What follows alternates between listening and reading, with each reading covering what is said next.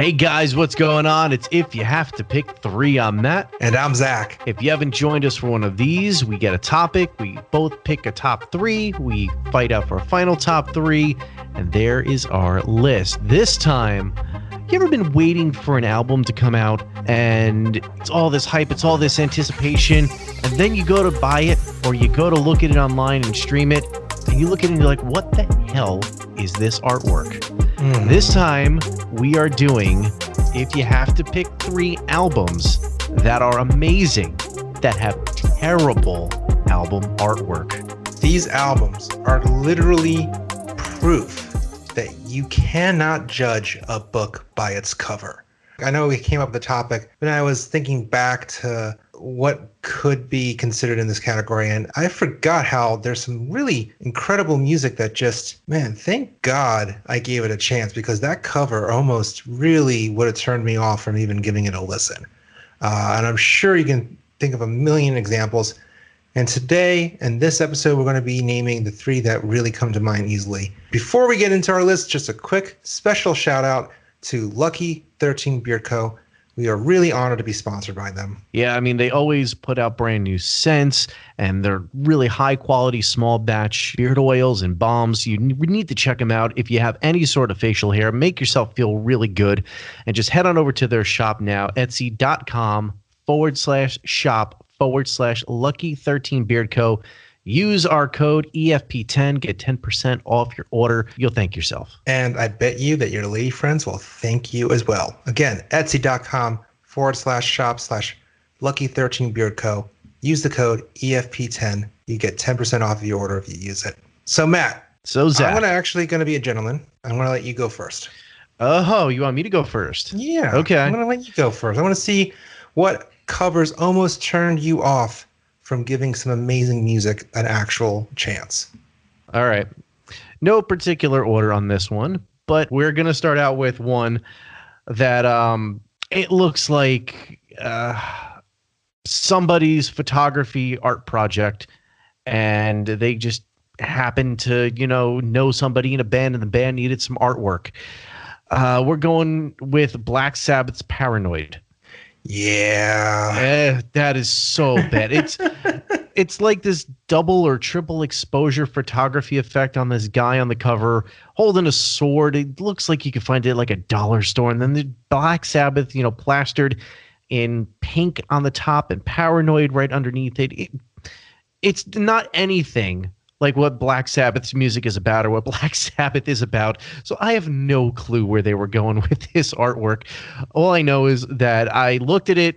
I remember looking at it. I remember being like, what the hell is this? But then you get to the album and you get to War Pigs, Paranoid, Planet Caravan, Iron Man.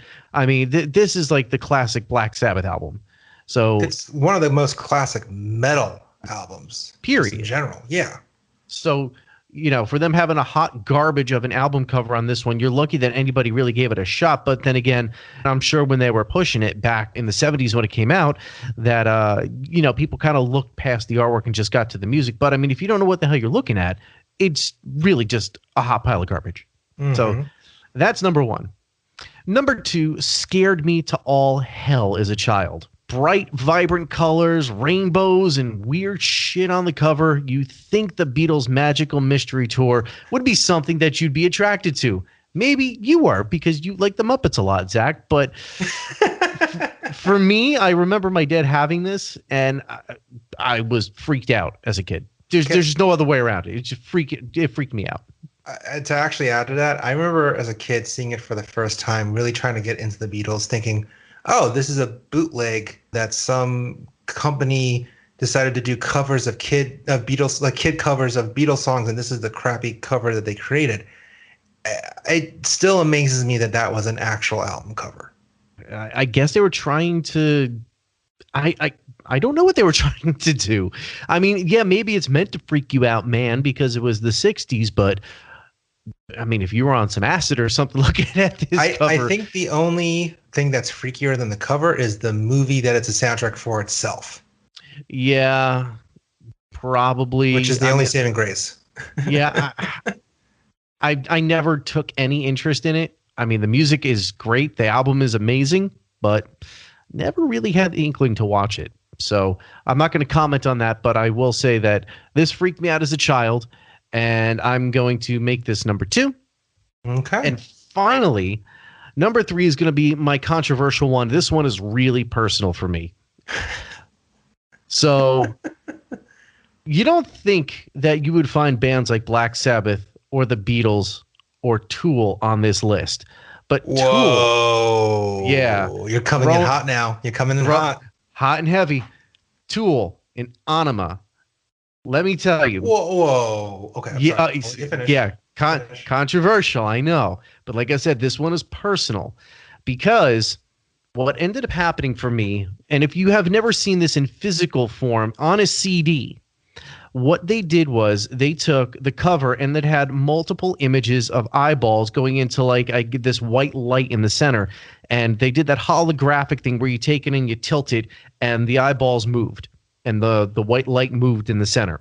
So I thought it was an interesting cover. But then over time, what ended up happening is the CD case started to crack and it started to get scratched. So I really couldn't get that holographic effect anymore.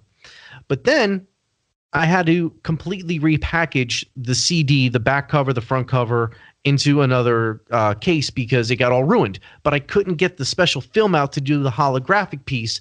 So now I was just stuck with this weird kind of blurry cover. And now when you look at this online, you kind of get that weird blurry effect on here too. I get it. It's cool if you have the little holographic piece to go along with it. But if you don't, you really don't know what you're looking at. There's no band name on it. There's no reference to AEnima anywhere on here. And it made me annoyed as a teenager when I had this. And it just continued. I guess it just left a bad taste in my mouth all these years later, with this album cover. So those are my 3. So you got Sabbath, Paranoid, Beatles, Magical Mystery Tour, and Tool's AEnima. Zach, I know you want to comment. You know what? I'm actually not going to harp too hard on you about Tool AEnima because it just sounds like that's just personal. That's just between you and the cover. I'm sorry that you had such a terrible life that you can't enjoy that. But that just shows you how much I love the album. But it's a great album. I hate the artwork on this one. Fair enough. All right. So my 3. The first one, the music itself actually might be up for debate amongst fans, but I personally always loved Iron Maiden's album Dance of Death. I think it's actually one of their strongest albums that they released once Bruce Dickinson came back into the band. It's got some incredible songs in there. It really kind of showed that Iron Maiden wasn't just reuniting with old members for the sake of selling tickets, that they actually still had some creative juice in the tank. And the unfortunate part about that album is the cover. We've discussed this in a past, if you have to pick 3 episode, about the coolest incarnations of the infamous Eddie mascot. And this album is by far the cover, I should say, is by far the most dragged in the mud, criticized one. It's really, and it rightfully so, it's a terrible CGI computer graphic of some sort of weird fetish masked eyes wide shut kind of thing going on. There's a CGI Ally McBeal baby wearing a mask somewhere. It's a weird sex masquerade thing. And I think what makes it even worse is that depending on who you talk to, including the artist himself, that wasn't the finished artwork. There's different kind of takes, but long story short, what actually is on the cover is a first draft of what the artist was going to propose to be the cover. For some reason, Iron Maiden said, great, we're going to print these out and send it out now. And it wasn't until, I guess it was finally released, announced that the artist was like, wait, what? What's going on? So it's an action, which is so mind-boggling because as we discussed in that past episode, the artwork is so important for Iron Maiden. Even the singles that Iron Maiden released had incredible artwork. In some cases better than the actual cover itself. And I think it's a shame because I don't think Dance of Death gets enough credit because of that terrible cover. So my first pick, again, no order as well, Dance of Death by Iron Maiden. If you want to know how mind-blowing early 2000s graphics were, go look at this. This is something just out there. It's just terrible. It's just terrible. And Let me tell you, we've come a long way in 20 years. But have we? Anyway, actually, one could argue not, because of this album cover that I'm about to say. Maybe the music's up for debate, and I will be the first to say that I am not an enormous Kanye West fan. But I do think that 2010's My Beautiful Dark Twisted Fantasy really was a great display of Kanye's talent. I especially love the song Runaway, and I think that really was the best clapback song that an artist like him could have released at the time, when everyone was criticizing him for being a jerk to Taylor Swift, for just being an asshole. That song was the perfect way of him saying, yeah, I am. And guess what? You love it. To me, I think the album was one of his most poignant statements that I don't think he's done again since. With that said, the artwork is terrible. Now, I know what you're going to say. Which one? Because technically they released a few versions. I'm talking about I guess you can call it the Phoenix version. That's essentially a terrible clip art version of, I guess it's Kanye being straddled by some sort of naked, armless woman. I guess it's kind of deemed as the Phoenix. And there's kind of a debate as to whether or not they purposefully created something that was controversial, like him having sex in an art form, so that they can purposefully get banned from retail stores and create a little publicity. Regardless, it is just a horrendous cover. And it's mind-boggling, because then as I was rereading about the history of the artwork, there's a lot of outlets that actually call it some of the best artwork of the past century or the past decade. I'm like, what am I missing here? I get it. Art is subjective, but this is crap. And it's a shame, because I actually think it is one of Kanye's better pieces of music. So that's my second pick. The third pick, I'm actually still shocked about this one, mainly because this is an album, kind of like Black Sabbath's Paranoid, that it is such a classic, groundbreaking piece of work that you often forget how terrible the cover is. And when I say Pet Sounds by the Beach Boys, you might automatically think of the cover, but it isn't until you really start looking at it and you go, man, that's a really crappy cover. It's just the Beach Boys playing with goats. And granted, there's a fun story behind it, in that apparently when they took the photos at the San Diego Zoo, they actually got into fights with the goats and got banned from the zoo.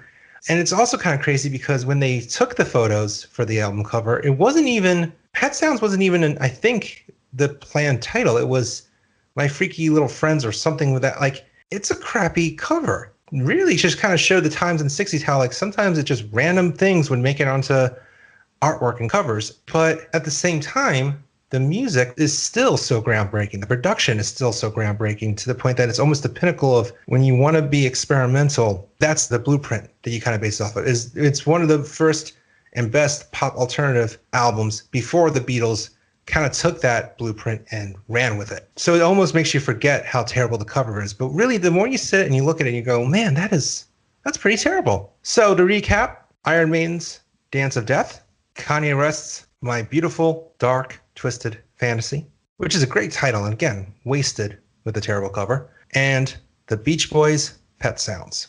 So here we are. I'm going to actually give you two from your list. It's an example. Paranoid is just a terrible cover. All the way through. Such an incredible album. Yep. I'll give you Magical Mystery Tour. Okay. I kind of figured nobody else would like Tool, but yeah, I'm not letting you choose Tool, because I actually kind of think it's a cool cover. I get it. You have it's personal between you and the cover.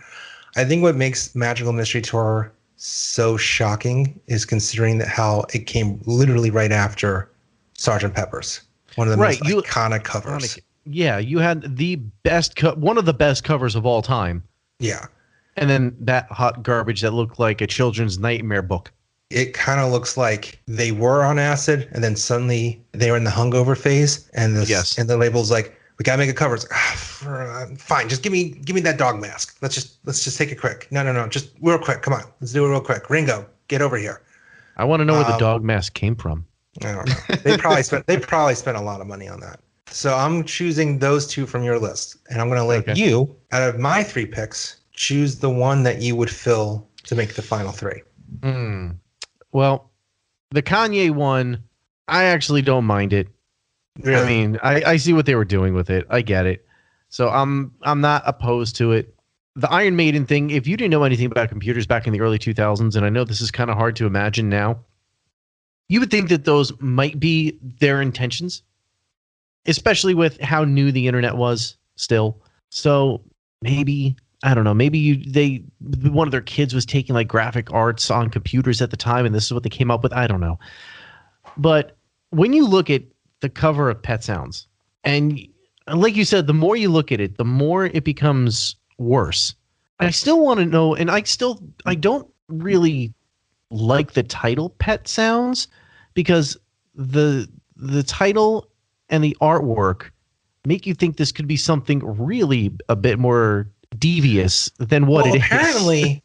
Apparently, again, it kind of goes back into, because it is a lot of he said kind of stuff in regards to when they decided to name it Pet Sounds versus who even came up with the name.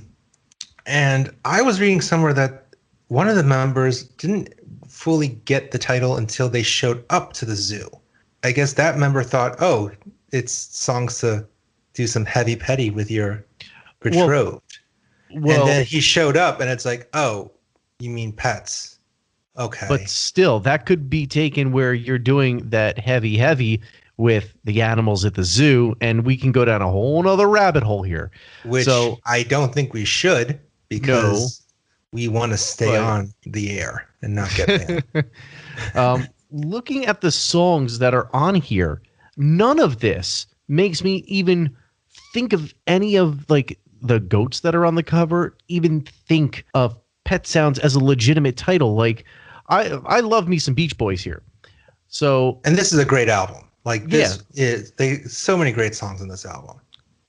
Sloop John B is on here. God Only Knows.